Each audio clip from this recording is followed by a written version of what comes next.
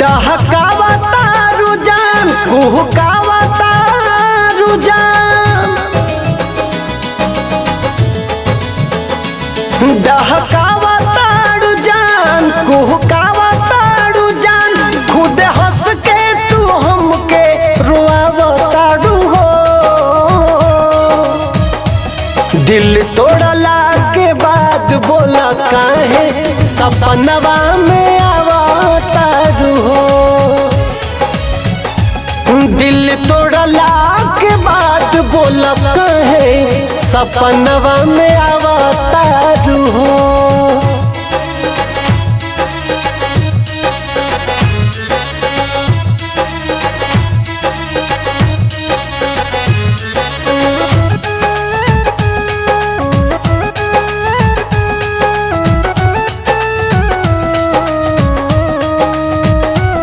रहलू जाने वफा बेवफा भइलू कवन बतिया पे हमसे खफा भइलू।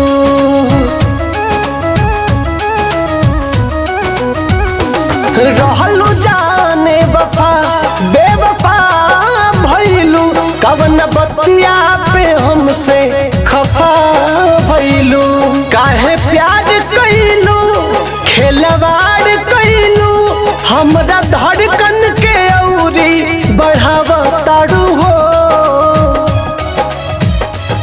दिल तोड़ला के बाद बोला काहे सपनवा में आवताड़ू हो।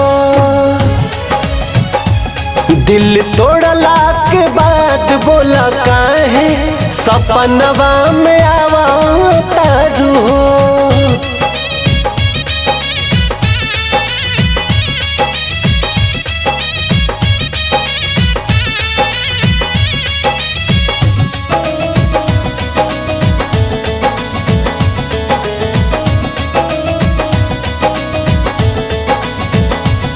दिहलू कल्टर के गम काई कम बाटे हो।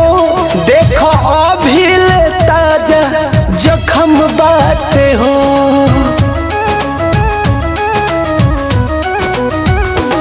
दिहलू कल्टर के गम काई कम बाटे हो।